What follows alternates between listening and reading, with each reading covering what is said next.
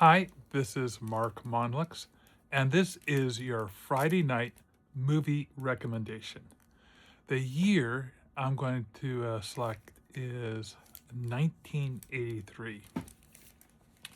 Now, a lot of things were happening in 1983. We had the A-Team premiered on TV along with He-Man, Master of the Universe, Wheel of Fortune, and my favorite, Tales from the Dark Side.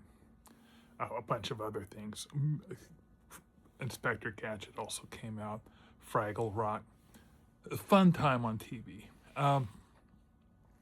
It was also, speaking about TV, the show MASH had its series ender, and it was the most watched hour of TV up until that time, which was pretty phenomenal. Let's see, other things in pop culture. Every Breath You Take was on the Billboard Top 100 by the Police. And the movie that won Best Picture at the Oscar was Gandhi. Let's see, other things of historical note was it was the first time that the space shuttle using a robotic arm retrieved a satellite from space. That hadn't been done before. You're probably saying, get to the movie already. Okay. The movie I'm going to recommend this week is The Keep. The reason I'm recommending this movie is because I know you have not seen this. I mean, there were a lot of good movies to choose from, but I loved seeing. I had the pleasure of seeing this film in the theater when it came out. My friend was going, "Why do you want to see this?" I said, "Trust me on this. This movie's going to be bonkers, crazy. I just have a gut feeling," and I was so right. This set in World War II. Some Nazis take up residence in this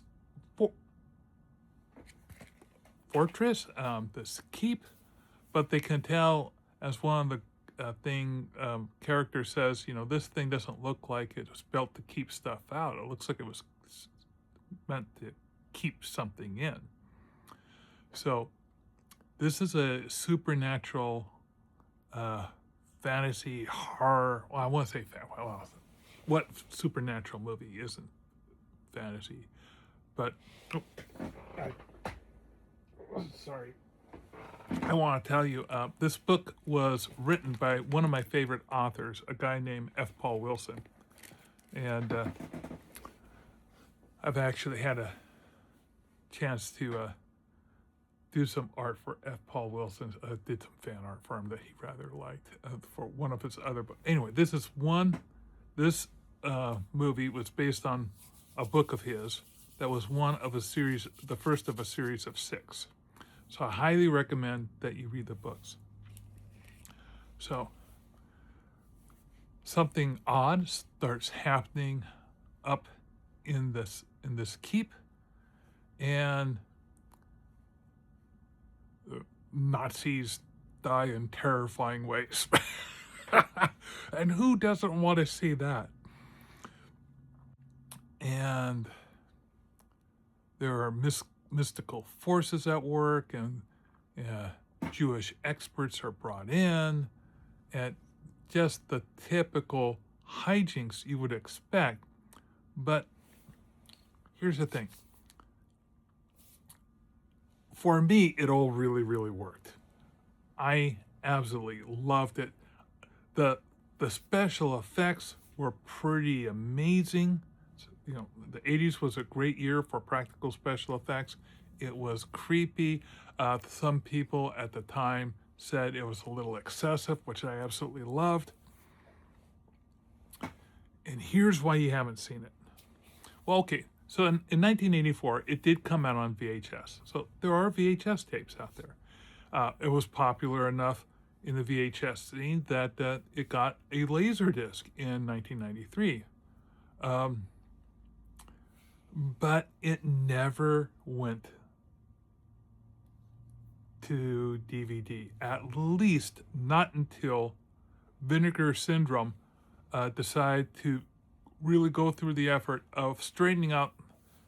The reason it didn't go to DVD is there are all sorts of licensing issues going on about this. There are a lot of films like this out there that have only been, or that you can only find on VHS. For some reason, there's a licensing issue and it hasn't been picked up for DVD. Anyway, Vinegar Syndrome, God bless those people. They came out with a DVD of this. However, they actually, I think, came out with two different versions, or rather two, like a Blu-ray, who knows what else. But everything that they made sold out within 48 hours. So you can't get these unless it's secondhand. So this movie is hard to get a hold of and put into your collection, but you can watch it streaming. It's not free. You're going to have to go through. You're going to have to actually fork out $4 to see this thing. It's got this, what I think is a pretty fun soundtrack by a band named Tangerine Dream, which did a lot of soundtracks back then. I'm a big fan of Tangerine Dream. I like that type of music, so I have most of their collections. Here's the thing. A lot of the music for this film, for Tangerine Dream, was only available in pirated tapes and the like. Until, when did this come out? I think about 5 or 7 years ago, Tangerine Dream was able to release all the music that they did for this movie as one of their collections. Now, that's something I don't have in my collection, but I'm thinking, man, I'd really like to get that. So, some of the critics were a little harsh, but the fans loved it. There was, I don't want to give anything away. I will say that there had been an alternative ending. The movie was longer. The director liked it longer, but the studio decided to edit it down. So there are times when the audio's terrible. You're going to have to really listen. I mean, yeah, it really helps to understand what's going on if you can hear the words. And if it seems a little disjointed at the end, sound-wise, it's because it really got heavily edited towards the end.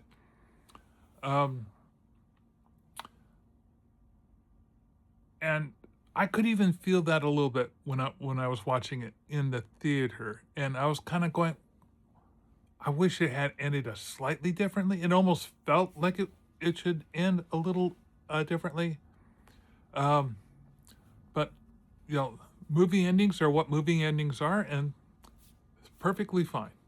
I was happy. I came out of it going, wow, that was a fun film. I'm going to look forward to seeing that again. And I haven't seen it. I saw it. I saw it in the theater, and I saw it again on VHS about 7 years later, during a video viewing party. And because some people hadn't got a chance to see it in the theater, and they said, oh yeah, I'd heard about this. So it's been over 30 years since I last saw it.